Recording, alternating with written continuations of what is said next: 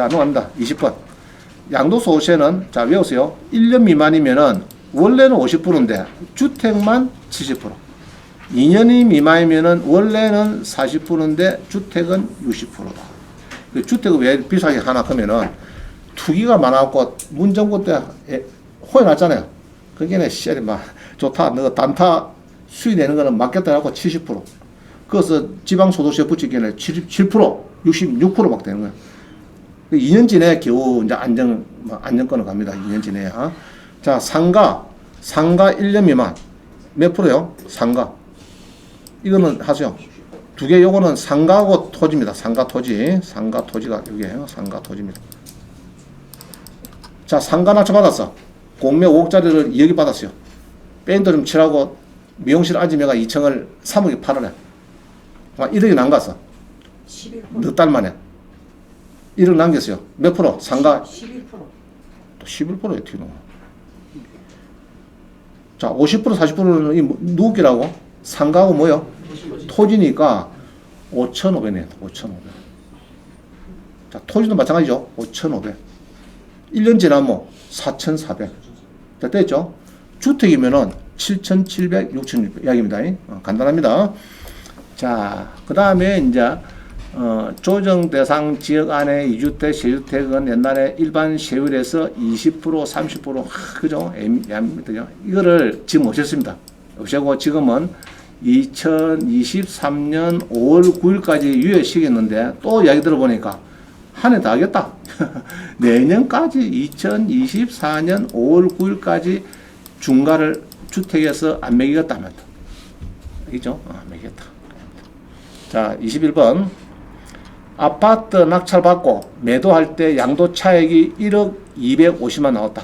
예로 아파트 팔고 딱 보니까 주판한 게 1억 250 남았어요. 그럼 비조정 대상 지역의 아파트는 양도세가 얼마입니까? 1년 미만이면 7,700. 이상이면 66%, 6,600. 2년 이상이면은 누진세율 2,200. 조정 대상 지역이면은 마찬가지다.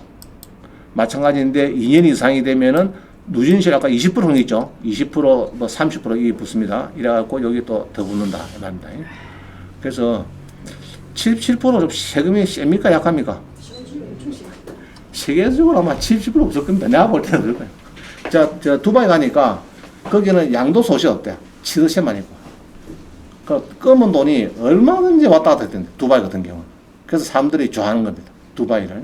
두바이가 뭐, 가보니까, 두바이 꼭 한번 가보세요. 정말, 살기, 물이 없어가지고, 그게 또 문제입니다. 나무만, 이 하초에 보면 전부 다 호수를 다 갖다 대가지고, 물을 막 끌어당기고, 막, 그게 문제지. 고층 건물이 참, 그죠? 제일 높은 거 우리 한국 지죠. 이름 모르겠다. 알리저, 파리빵 가면, 그래도. 자, 또 봅니다. 21번에. 요거를 잘 기억하시고, 70%다, 60%다, 그거 기억하시고, 상가 토지는 50%, 40% 기억하세요. 자, 넘어갑니다. 그래서 누진세율은 2년이 지납니다. 여기 써놨죠? 보유기한 2년 이상. 요 동그라미 5번. 2년 이상입니다. 2년 이상. 2년 이상. 자, 그래서 이제 6%에서 됩니다. 요것도 이제 바뀌었죠. 요거는 바뀌었죠.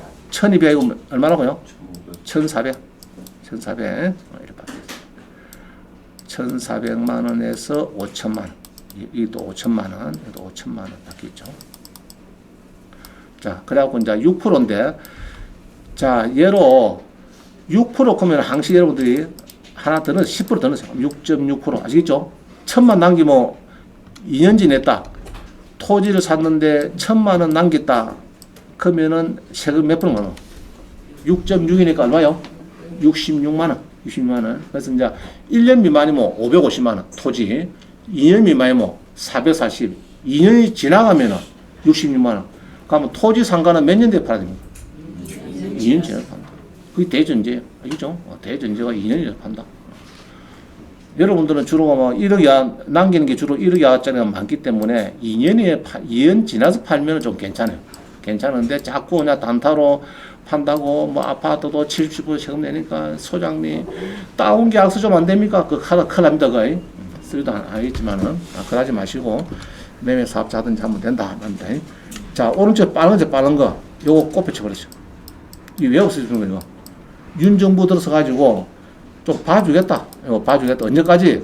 언제까지 봐준다고요? 2023년 5월 9일까지인데 또 여기가 내년까지 또 연장하겠다. 2024년 5월 9일까지는 다주택자들 특히 조정대상지에 많이 갖고 계신 분들 옛날에 빨리빨리 좀 파세요. 이 말이죠. 팔아라고 힘을 준 겁니다. 자, 이런 다주택자 양도세 중과 1년간 한시 배제 해놨더죠. 한시 배제 해갖고 이제 5월 9일에 작년 5월 9일에 올해 5월 9일까지인데 다시 또 뭐 1년 더 연장한다고 얘기가 나왔습니다. 자, 22번. 개인 명의는 양도소득세네요. 여러분들이 주로 아파트 받으면은 빌라 받으면은 자, 그런데 개인 명의로 저는 사업소득세 냅니다. 또 법인을 만든 사람 법인세 내요. 평균만 수강시간 98%는 양도소득세 냅니다. 그래서 1년 미만이 뭐 77% 여기 나오고요. 자, 밑에 봅니다. 양도 차익이 1250만이다. 개인 낙찰 받아가지고. 그러면은 기본 공제가 보통 뭐 토지든 얼마입니까? 250이죠. 1년에 250 뺍니다. 그러면 1000만 남겼으니까 1000만 원에 77%, 토지는 55% 그런 겁니다. 그런데 양도소득세를 770을 내는 사람들은 너무 불쌍하다. 자, 근데 부부 명의로 낙찰받으면 어떻게 됩니까? 예를 들어 토지인데 부부 명의로 받으면 250짜리가 몇 개 빠집니까? 2개 빠지죠. 혼자 받으면 하나 빠지는데 부부 명의 받으면 2개 빠집니다. 그러면은 기본 공제 250이 2개니까 학원 수강료 한 번 더 꼰다 안 본다. 요것만 빼도 여러분들은 학원 수강료 신경 쓸 200만 내는 거 신경 쓸 필요 없어요. 장기가. 알겠어요? 자, 지분 낙찰 받는다. 1200, 1500짜리 받아갖고 뭐 2천만 원, 1500, 2천만 원 받는다. 그래서 한 1250 남겼어요. 남겼는데 그때 기립찰표 한 사람 명의로 들어간다, 두 사람 명의로 들어간다. 부부에 하는 겁니다. 공동입찰. 그죠? 공동입찰 하면은 250만짜리 두 분 뺀다니까. 두 사람 끈끈이 빠지니까 좋잖아요. 그죠? 얼마나 좋습니까? 그래서 제가 써놨죠. 기본공제 부부 명의로 낙찰할 때 기본공제 250만 원 2개 빠지니까 학원 수강료를 더 받았다. 자, 써놨죠. 요것만 빼도 뭐 수강료 걱정할 거 없습니다. 근데 보통 뭐 혼자 하거든. 혼자 달라 지명하고 뭐 이거 하는데 그 좋은 거 아닙니다. 가급적이면은 막 야 인감 띄더라 이래가지고 유임장 하나 붙여가지고 같이 낙찰받고 아파트도 그래야 돼. 아파트도 둘이 같이 해야 돼요. 근데 공동입찰 보면 좀 어렵죠, 그죠? 공동입찰 신고서, 공동입찰 요거 말고 두 장을 더 써야 되거든. 그거 자꾸 어렵지 않은데 물으면 나한테 오세요. 내가 다 알려줄 테니까. 요 양식 다 있습니다. 학원에 어서 한번 갔다 하면 됩니다. 캐릭터고. 자, 그 다음 가운데입니다. 개인 명의로 사업소득세를 내는데 사업소득 요거는 양도소득, 요거는 사업소득, 세목은 종합소득세, 양도소득은 세목이 양도소득세 뭐 이렇습니다. 이렇게 보면 되겠다. 사업소득을 내다. 저는 항상 사업소득 내고 싶어요. 아시겠죠? 그러려고 하면 어떻게 되냐? 낙찰받고 빌라 낙찰받고 장문 납부 이전에 세무서 와서 매매사업자 부가세 면사업자로 등록하는데 코드가 몇 번이라고요? 그리고 아침에는 와 부가세 면사업자를 해두라 그냥 물어보면 어떻게 됩니까? 뭐 때문에 뭐 부가세 면제라고 하나? 85 뭐라고요? 제곱미터 이하 낙찰 받는다. 그죠? 나는 낙찰 받는데 부가세 안 내려고 85 제곱미터 전용입니다. 전용 면적 85 제곱미터 이하 낙찰 받는다. 그래서 부가세 면사업자를 해주세요. 그래야 됩니다. 그래가지고 팔고 나면은 2달 뒤에 신고하면 됩니다. 그래 신고하면은 너희들은 7,700 낼 때 원장님은 2,200 내고 5,500 더 보더라 이 말입니다. 자, 무조건 기본세로 바로 갚인다. 그죠? 그래서 1,400만 원 이하는 6.6%니까 사업소득세를 내면은 66만 원 내는데 N쪽에 여러분들은 770만 낼 때 나는 66만 원만 내면 못 된다. 그죠? 그래서 이런 걸 배워야 됩니다. 자, 법인입니다. 법인은 법인세인데 사전에 법인을 설립을 하셔야 되겠고, 그 다음에 취득세 중과를 피하려고 하면은 과밀 억제권역 외에 용인시, 김포시, 남양주시 이런 데 설립이 됩니다. 아까 그것도 우리 수강생도 본게네. 남양주시 법인이더라고. 왜 용인시, 김포시, 남양주에서 법인 설립합니까? 취득세 중과 받아라. 그죠? 중과 때립니다. 서울에서 법인은 5년 미만 법인은 낙찰받으면은 중과를 때려. 예로 상가가 4.6인데 뭐 9.4%뭐 이런 식으로, 공장도 뭐 4.6인데 뭐 11%막 이런 식입니다. 중과 안 받아라 그러면은 법인을 마산 창원에서 받든지 법인을 만들든지, 과밀억제권이 아닌 용인시, 김포시, 남양 인대는 과밀억제권이 아니에요. 그래서 보통 법인이 그것을 많이 합니다. 그래서 용인시에 잔잔한 공유 오피스 비슷한 이런 조그마한 3평 5평짜리 상가가 임대가 잘 나가요. 왜 잘 나갈까? 처음보다 용인시 오는 거예요. 용인시에 법인 만들어. 아시겠죠? 그거 가면은 뭐 취득세도 중과가 안 되고 뭐 좋은 점이 많으니까 이제.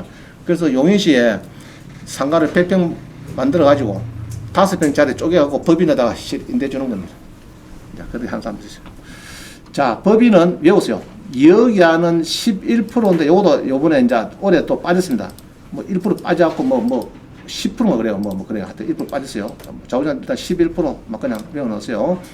주택은 22%더 붙여가지고 추가가 되니까 결국은 33%더라. 그것만 떼느냐? 아니다. 배당 소득세, 종합소득세 막 빼니까 또 세금이 많더라. 얘기입니다. 그래서 1,000만 남는 거는 법인은 330만 원 빼고 또 추가로 또 빼는 게 있다. 이렇게 보면 되겠네. 그래서 결론적으로는 가운데 있는 게 66만 원 제일 작습니다. 가운데 거 부동산 매매 사업자가 제일 작습니다. 그렇죠?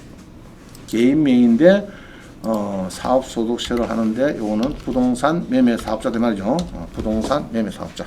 세무서에 가서 부동산 매매 사업자 등록하면 좋다. 자, 넘어갑니다. 23번. 자, 양도소득세는요, 요 표가 있죠. 이렇게 쭉 보면은, 이 세율이, 이게 이제 기본입니다. 기본 세율적으로 보면은, 금년에 또 바뀌었죠. 작년에는 얼마입니까? 1200만 원 이하 6%인데, 올해는 1400만 원 이하가 6%고, 그죠? 4600인데 5000만 원이고, 여기 두 개로 바뀌었습니다. 요거만 조금 기억하시면 돼요. 나머지 똑같습니다. 제일 비싼 거는 10억이 초과되면은 45%는 똑같아요. 근데 45%인데 10억이 초면 45%인데 여기서 법인도 4.5% 붙이면은 그럼 얼마입니까? 그럼 49.5%죠. 자, 그래서 이러다 우리 동기공개는 세무상 황원자 나는 10억 벌이 봤자 60%가 세금 나요. 60%. 국민연금이 200억만 내가 100만 나거든요. 국민연금이 건강보험 그거 나가고 짜고 해갖고 네가 100만 원 주면은, 세무기장에 100만 원 주면은, 60만 원 국가 주고, 나한테 40만 원 들어온대. 제가 세무기장에 100만 원 주면, 예로 100만 원 주면은, 그 여기 세금이 이렇게 센 겁니다, 이게. 10억 넘어가면은 이게 셉니다. 이게 양도세 기본 세율, 그런 겁니다. 기억을 잘 하시고. 그래서 여기 보면 이제 70%인 게 없죠. 70%, 60% 이런 단타가 없어요. 이런 게 없고, 바로 요리 가는 것이 부동산 매매 사업자다 설명드렸고요. 자, 24번 넘어갑니다. 토지 건물에 1년 미만이면은 1년 2년 미만이죠. 자, 요 미만 잘 보세요. 보면은 이 50% 이 상가입니다. 상가고 토지는 50% 40% 가고 주택만 70% 60% 다닌다. 막 거기 표시를 해놨습니다. 참고로 보시면 되고요. 자, 넘어갑니다. 근데 이게 비사업용 토지. 비사업용 토지는 플러스 10%가 더 붙습니다.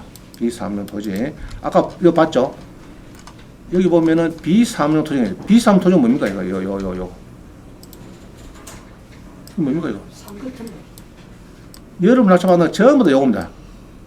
요리 안 가고 토지 낙찰받으면 여기로 가요. 파는 건. 아시겠어요? 사업용이 아니고 여러분은 갖고 있다가 그냥 낙찰받았다가 놔뒀다가 막 파는 거 아니고 지금. 대파는 거 아니에요. 그런 거는 비상토지라니까 6% 아니고 16% 간다. 10% 더 붙여가지고. 이해가시죠? 자, 넘어갑니다. 어려운 거 없습니다. 그래서 여기서 이제 비사업용 토지 파란 거, 줄건한 것이 여기 나옵니다. 비사업용 토지는 플러스 기본 세율 플러스 10%가 더 붙는다. 막 그런 표시가 있네요. 자, 25번. 보석.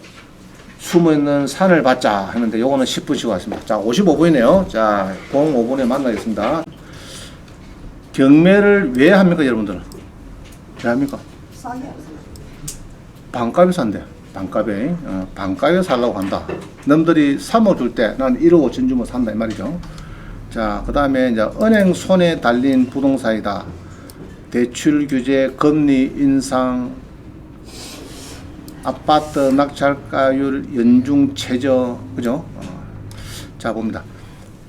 동대문의 아파트가 많이 떨었다, 그죠? 문제 있는 거 한번 보겠습니다. 문제 있는가? 2021에 동대문의 아파트가 경매가 나왔더라.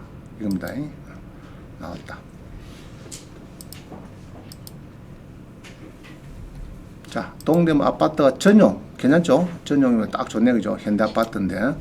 좋고, 이제 64% 떠졌다. 그죠? 64%. 대단지 같고, 느낌에 대단지 같습니다. 대단지 아파트로 보이고, 그 다음에 임차인은 김씨가 있다. 김씨. 김씨가 임차인이 확정자가 없어요. 확정이 없고 4억 4천이다. 자, 이렇게 있고요. 그 다음에 김씨가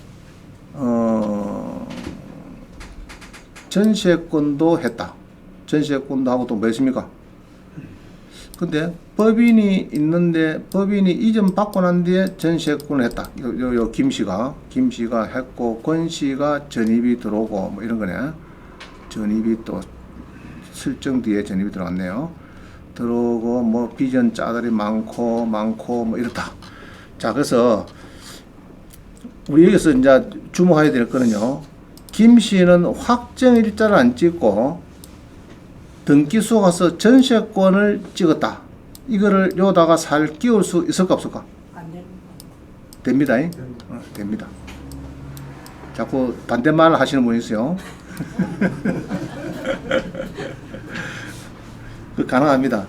등기소 그 전세권 설정할 때 등기가 등기소하고 동그란 방만 찍습니다. 날짜방 찍습니다. 그거를 확정일자 넣을 수 있느냐? 넣을 수 있습니다. 그거를 그래가지고 자기는 배당을 할 수 있다. 그러면은 이제 좌우장 군번을 볼 때는 김씨보다 빠른 사람 없어요. 전입도 빨라요. 확정일자 전세권 요거도 갖다 붙이도 빨라요. 배당 요거도 했어요. 4억 4천 달러 이만하면 지금. 그러면은 이게 낙찰이 6억 예로 7억이 됐다 이랬을 때 문제가 있는가 이제 그 이야기입니다.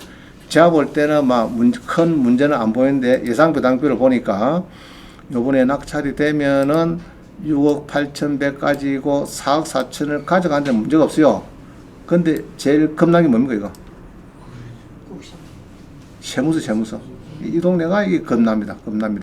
구청은 막 잊어버리고 막 요런데 뒤에 줄 선 것도 자, 요거는 근로복지인데 요거는 이제 가압류인데 요거는 이제 임금채권이죠. 요 놈이 원래는 제일 빠릅니다. 원래 임금채권이 근로복지공단이 제일 빠르고 임금채권 요 놈이 제일 빠르고 나머지는 뭐 큰 뭐 무리수가 없습니다. 없고 여기 1등 임금채권 그 다음에 임금채권 여기 이제 1등이고 그 다음에 세무서 서초구 세무서 여기 2등이고 그 다음 우리 세입자가 2등이 될지 이거는 이제 미지수입니다. 미지수. 이게 이제 2등이냐 3등이냐 서로 싸움하는 거죠. 근데 그 날짜를 우리가 모르는데 세입자 다시 제일 빠른 거는 뭐라고요? 임금채권. 이쪽에 요거. 그 다음에 2등은 일단 세무서입니다. 세무서. 3등은 요거는 빼피고 3등은 요건데 세무서 법정기일이 이거보다 늦으면은 뒤로 가버리면은 이 넣는 거고 앞집에 가면은 먼저 받아갑니다. 금액 알 수는 없고 근데 뭐 4억 4천 정도 받는 거는 세무서가 이 날짜가 근데 날짜가 아주 중요하죠. 날짜가 지금 이 세입자가 전입은 상당히 빠른데 이때 확정 찍으면 상관없겠죠, 그죠? 근데 이게 너무 늦기 때문에 세무서가 2018년 2월 4일이다 하면 이제 세무서가 빠른 겁니다. 알겠죠? 그럼 뭐 배당을 또 못 받을 수 있고 조금 애매한데 하여튼 선순위 세입자 하는 거는 조심을 해야 된다. 그 얘기입니다. 지금 이야기는 넘어가겠습니다. 이거는 자 26번 경매 낙찰 시 토지 거래 허가가 불필요하고 자금 조달 계획서도 불필요하다. 자 경매는 그림 봅니다. 실거래가 신고 대상이 아니기 때문에 자금 조달 계획서를 제출할 필요가 없고 토지 거래 허가 지역이라도 실거주 의무가 없다. 자 그래가지고 강남에 보면요, 강남에 특히 아파트를 보면은 대부분 다 요겁니다. 요건데 허가를 받아야 되는데 경매는 여기 무시되죠. 경매는 토지든 뭐든 무조건 이거 무시됩니다. 무시되고 자금 조달 계획서도 필요 없으니까 낙찰을 잘 들어온다. 알죠? 또 그런 거 찾는 사람이죠. 돈 많은 사람들은. 자, 22에 105451. 22에 105451.